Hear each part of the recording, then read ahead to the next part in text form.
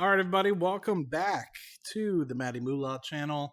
Matty Poor Boy. We got the fake green screen in the back. Working part time because one of the window shades is open. So appreciate. I'm too lazy to go and shut it, so you're gonna have to deal with that.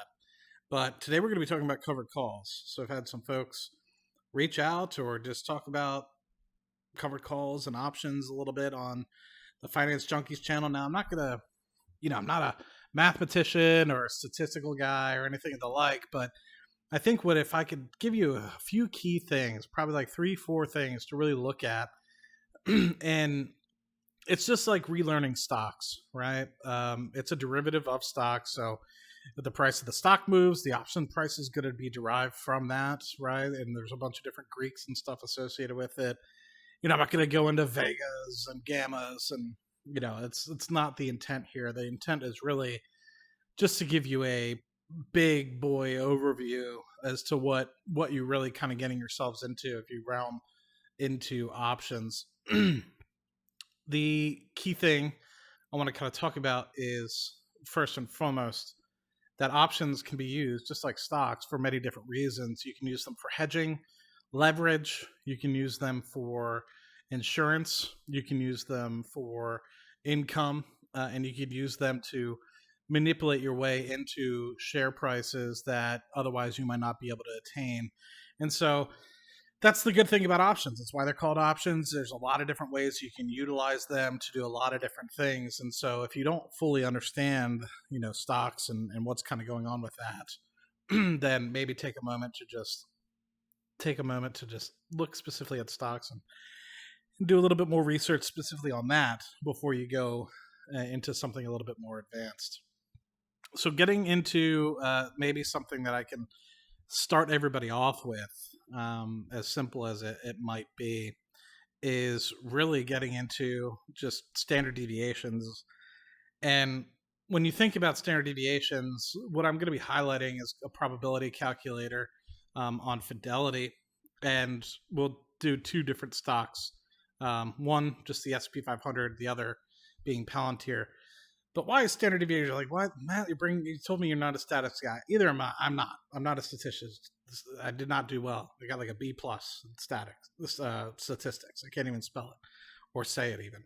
So, what you need to really realize though is this 15% or like 16% value that's kind of on the right hand side. This 15% that's on the left hand side. Recognize the majority of all your distribution and frequency is going to be within this first area called your first standard deviation. Your second deviation is here is this 13.6. So anything above that, the second and third deviations are like 16% or so. And then this last deviation is only 2%. And then anything above 3 standard deviations away is pretty much 99.8, guaranteed that that's not going to be hit. And so what you're basically trying to do is, now if you kind of go on a sideways view of it, and let's start off with the SPY rather than Palantir. You're trying to kind of get an idea as to what deviations of the price are you going to be getting to before you really start to get yourself in trouble. Now, this has a bunch of different things associated with it. Implied volatility, how has the stock moved over the past few months, what have you. You can see we're kind of starting off with this 437. That's what SPY closed at today. And what this HV is what's kind of the applied volatility over the past 90 days or so. You can do 30 days, you can do 180 days, so you can do a custom, you can even type in your own. But let's just say, for example, it's really, if you think about it, over the past 3 months or so, the moving average was probably about where we started, and it's kind of increased about 12.5% over the past 3 months. And if you were to kind of go onto SPY here and look, and trust me, I'm going to get to it, so hopefully you guys don't get too bored here. Over the past 3 months, you can kind of see we're up about 12%. But this is really just based off the moving average, so it's not always going to be like for like. And so, for example, when we get to Palantir, you'll see the HV is about 67%, and it's up about over 100% since the past 3 months. So it's not 100%, but what you can kind of look specifically at is how many deviations are you away from the price, to kind of understand what cloud are you going to be in when you're looking specifically at how the price might move going forward. And this helps you write your options plays. So let's just take a quick look. So if we were to say, I know, for example, the one option that I would probably be looking at, not for SPY particularly, but maybe Google or Amazon, is on the July 21st. It's about, a month away's time period. And if you were to kind of just be where you're at today, where do you think you might be? And it kind of gives you an idea as to what your probability of chance of success and everything might be. So at 439 is where it's kind of predicting to be about a 50-50. But lo and behold, you go outside of this first standard deviation here, right on the line where this 721, this July 2021, and this red line kind of mark, that's that 16% we were kind of talking about, right? So you still have two potential standard deviations away from that. And it might not be perfect, so it probably should be reading closer to 15-ish, but you get the idea. And let's just say we think that the SPY is going to get way more volatile over the next coming months. We could switch it to a 25%. You can see this cloud expands out a little bit more. So while we were kind of anticipating a 455 price, now that we're a little bit more volatile, now you're saying that it could be a 471 movement. So it's a movement of about $40 or so in the underlying price before you kind of get to this place. And so if it's something that's rather, not really moving all too much, it could be a 10%, and that shrinks it again, right? It's all based off of how volatile the share price has kind of been over the past, say, 30, 60, 180 days. And you can customize what you really want it to be. And so what I generally like to do is be 2 standard deviations away. Reason being is the majority of the time, when you think about it, you're going to get your shares called away at some point for sure. But think about how much further away this volume is comparatively to this. Let's just say we take the 90-day, 12.6% high volatility in here. You're going from a 16% probability, about one standard deviation of a 454 to, let's say, a 472. It's much more likely that you won't get your shares called away if you're that far away. Generally speaking, for the SPY, I like to write them a week out, maybe 10 days out. So let's just do a quick look at that. What does this kind of be here? So you'd be seeing about a 456 for what you'd be looking at, which makes about sense compared to, let's just say, a 447. 447 would be a little scary for me. It was just at 442, 443 not too long ago. So that's a little scary. In the next 10 days, I could see a quick reversal, some good news come out. Taiwan is not afraid of China anymore. Ukraine not really being invaded by Russia anymore. Things calm down. Things might look a little bit easier, and the market might turn over. Now let's just look at something like a palantir, for example, which is generally speaking why people ask me these questions. And you can see you have this big cone kind of coming off of here. You have a 67% high volatility here. Let's just make this 100. And you can kind of see the multiple standard deviations from here, just based off of where we're at. Let's just make this end of June here, because that's an expiration price that we know. You can see at where we're at today, 1579. It's about a 50-50 shot, right? So this is just assuming 100% potential movement within the share price within the next however many days, kind of going forward. And that's how these cones are moved here. So if you're continuing to have these 100% movements against the moving average, this is kind of where you're going to get to. To me, I like to hang out on the 2 standard deviation line. It gets you close enough where you get a little bit of premium, but far away enough where you're likely not going to have to battle things too often. Now, if you get to this 3 standard deviation away at the $26 range, you're not going to make any money. And if you get very close, let's say the 50-50, 1 and 2 times your shares are going to get called away and you're going to be pissed off, right? So that's the way I like to do it. I'm doing it more for income. I'm not doing it for leverage. I'm not doing it for anything else. And I'm selling these options. I'm not buying them. So this is just specifically for me, selling covered calls, what I would do. WWMD, what would Maddie do? And so you can kind of pull up the options. Yes, I'm using Robinhood. It just makes it very easy to kind of look at. No, I don't sell the options on Robinhood. I sell it on Fidelity. But I pull it up. And so you kind of have this chance of profit built into Robinhood. It's another reason why I kind of like it. And it kind of coincides with what we're talking about here on Fidelity, kind of the probability of profit and probability of success, that the price will close above or below that. Now, keep in mind, when you get a little bit of an options premium, it kind of helps move that break-even point. So that's why it changes a little bit. But you can see, this 2150-ish is maybe 22 is probably where you kind of get to the 2 standard deviations for next Friday's expiration. And so when you're kind of looking at it, let's just go to the 22 here. You're only going to get 4 cents, but you're pretty far out. You're about a 3% likelihood that you might have to get these shares called away. But at the same time, you're kind of at a place where you're far enough away. You think about it. You're about, what is that? Close to a $6 movement away from the share price. So over 30%, closer to 40% movement in the share price away before you would have to kind of execute this. And so, it might not be a lot, but it guarantees a little bit of income versus some of these other folks here that are really getting close to the sun. Let's just say they're 10 days out. They're thinking about the $18 covered call. That's a 15% movement. We've seen 15% movements in a day. So, that's something that's a little bit scary. Let's just kind of look at what the $18 price would look like from an implied volatility perspective. And you can kind of see where that gets you. It gets you to a likelihood, of about 18%. So 1 in 5 that your shares are going to get called away. And that's not really bueno for me. I'd want to keep my shares. These are my golden geese. You might be fortunate that, at this $18 price, they don't really get called away. But, for me, I just want to make sure I keep my shares. It's really important to me. I like these shares. I think the $18, if you're looking 20 years down the road, is too cheap of a price to sell. Then you're going to have to pay taxes and everything along that line. So while you might get a higher premium, 20 cents per share, that's great. If you have, 10 contracts, that's $230.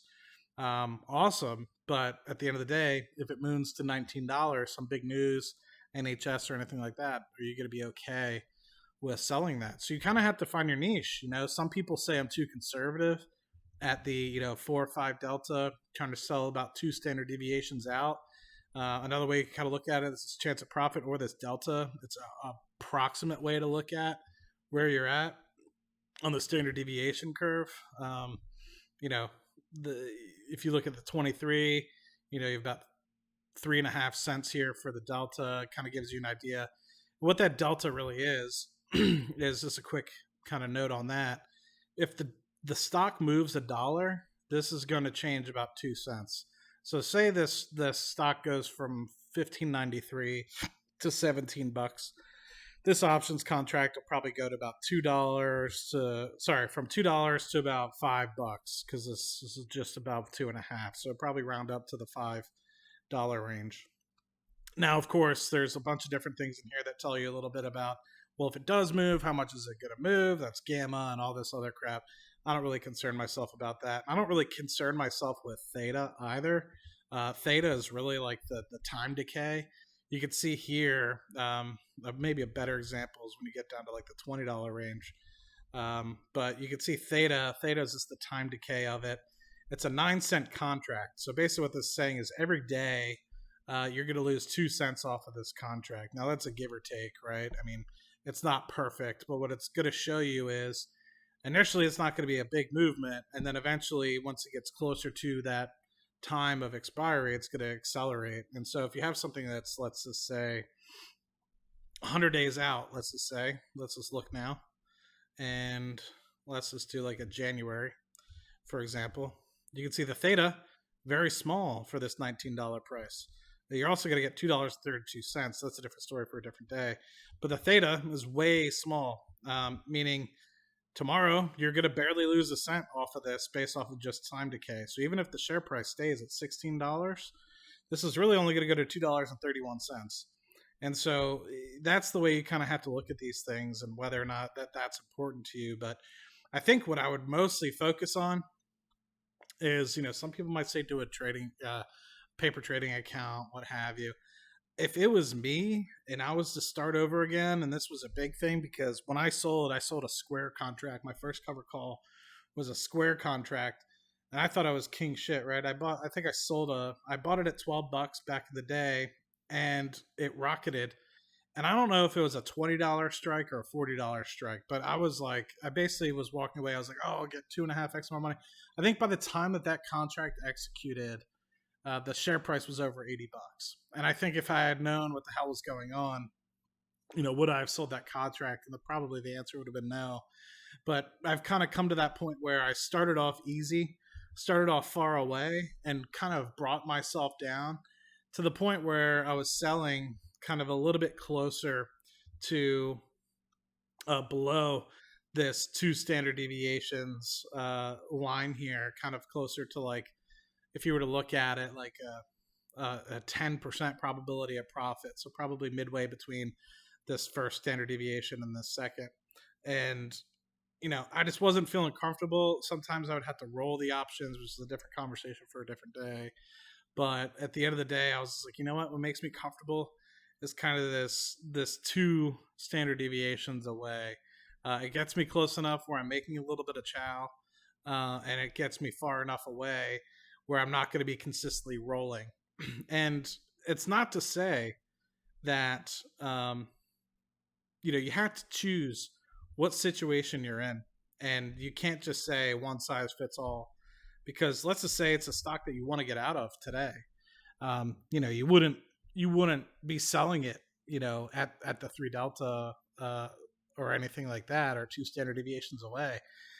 You'd either be selling it at the money or very close to the money, to be able to collect a little bit of premium, or just sell it outright. So you have to think about what you want. And I think another thing is you have to think is, if it were to rocket between now and the time of expiry, would you be okay with letting those shares go? And I think a lot of times what ends up happening is it requires a lot of discipline. And the reason being is, and sorry that I'm switching back again, but the reason being is all these people are going to be sitting here being like, oh crap, let's just take this January 19th, 2024, for example. You're going to see, wow, take my shares, for example. I have 4,000 shares. And so if I were to sell basically at the money, this $3.30 contract, I can multiply this number by basically 4,000, and I'd walk away with about 12 grand. And that might seem cool, but at the end of the day, it's like, well, let's just say they do get the NHS deal and the shares are selling for $20 a share. It's like my opportunity cost would be, losing several $1,000s at that point. Let's just say this rocketed to $20 a share. I'd probably be losing out on $8,000 to $10,000 worth of additional upside. Now that's opportunity cost, but the way that I like to look at it is I like to stick closer. You get a little bit more repetition, you get a little bit more ability to run through the cycles. You're not going to basically rely on a big move upward. And another thing is, before I kind of sign off, because I know there's a lot of information within here, is you'll see a lot of peaks and troughs within here. If you were to kind of zoom in on Palantir, for example. Let's just pull up the actual stock price, if it lets us. Where do I go? Do I just go here? Yeah. You can see over the past, let's just say 1 year, peaks and troughs. So if you have this big downswing, let's just say you went from here to here, probably September 6th of 2022 is probably not the best place you want to be selling covered calls, because you're kind of already on a down cycle. It's more likely that you're going to be on a rebound than you are going to be continuing to go down a downtrend. But, it's easier said than done. Versus you just had a big run up, right? Say you haven't started writing covered calls, but you just want to get into it. It's more likely that, here, once you've had this big 100% move, that it's got a lot more downside than it does upside. Now, it's not to say it won't continue to go up, but you have to think in the short term, in the next week, 2 weeks, depending on what you're writing your contract for, it's more likely to kind of cool off a little bit. You'll see these kind of like peaks and then slight pullbacks, peaks, slight pullbacks. So these are the times where you have these big peaks, in relative sense, the time to be writing covered calls. And so specifically looking at SPY, and then I'll kind of cut it off for the time being. You kind of look, you always had these beautiful run-ups, 5% pullback, run-up, couple percent pullback. Those big run-ups where you have a couple up days, 5-6 up days in a row, what generally happens after you go up 5-6 days in a row? You have a down day or two. And so it's the opportunity when it goes up in several days to write that cover call because, more likely than not, it'll roll over. Things have to settle out. You have to wait for some more news to come through. It's the ebbs and flows of the market. And so same thing with what you're kind of seeing in this June 2022 timeframe. You wouldn't want to write it in June 17th. You probably want to wait until the middle of August once you have these peaks. And so you have these ebbs and flows, and generally speaking, they're like every month or 2 months, where there's an ebb and flow within each individual security. And so it gives you an opportunity to say, oh, we just had a good couple 5 days. It's probably time. Versus if you just had a bad couple weeks going from, say, this March 2020, March 22 peak down to this June peak. When you look at 2 standard deviations, the cloud's going to be kind of skewed towards the lower half. And then you have this kickback, and it's basically just using statistics and the movements over the last, let's just say, 2 weeks or 30 days, 60 days, 90 days. It's not saying, oh, well, it's more likely to go up, right? You have to use technicals and stuff for that. What it's saying is this is the cloud. And so you have to play the cloud in your favor, right? The cloud is just going to be coming off the tip of where the last share price is. The cloud isn't tilting this way or that way, right? The cloud is tilting just as it would, right? Like it's a funnel, right? So you have to keep that in mind. And so I know that's a lot of information, but I think the big things that you need to really take away is probably what you're using this for. Are you using it for income? Using it for leverage? If you're using it for leverage, we didn't talk about that at all today. We also didn't talk about hedging at all today. Mostly what I talked about today is selling for income. And that's generally what I do, just taking a little bit of money off the table every single month. So instead of selling your shares, you're just writing a little bit of covered calls. And some people might say that's a little bit of hedging per se, but I prefer to call it a little bit of income strategy. And looking specifically at how aggressive or relaxed you want to be in your strategy. Are you trying to sell very close to the money, get your shares called away, but it's higher risk, higher reward in that respect? Or are you trying to just lay a golden goose and, have these golden goose eggs continue to come week after week, month after month? And so it takes a little bit of trial and error to find really what your niche is, just like the stock market, right? You might not be investing in, say, dividend stocks, but you might be investing in growth stocks, and you find something that you're comfortable with. Don't risk a lot. Start very far out, and then I'd say walk yourself back in. So start at 3 deviations if you want, and then, kind of walk yourself back in. The caveat, though, that I will say with a lot of this is make sure you don't really do it around earnings, or if you do it around earnings, be cognizant of it. Every quarter, you have an earnings report, and depending on what happens, it can move very, very large moves to the upside or downside. So keep that in mind. And then also just watch the price. Don't write a huge, covered call for rather close to the money after you've had a couple consecutive down days, right? Maybe wait for you have a winning streak here on the equity before you really go ahead and write the covered call, right? Because it might give you a little bit more of an edge. But other than that, 24 minutes, but hopefully it was a quick 24 minutes, and hopefully you learned a lot and got a little bit of insights there. But if always, we can get a little bit more in depth in the future, but hopefully that was helpful. And I know I didn't really go too much into Greeks and stuff of the like, more of a big overview, but hopefully in layman's terms, it was a little bit easier than somebody being like alpha, gamma, delta, theta. I don't really want to go through and write definitions and stuff like that. It's not really how I roll. I'm more of a learn as you go kind of guy. So hopefully that was helpful. Let me know if it was. I'll talk to you guys in the next video. Cheers.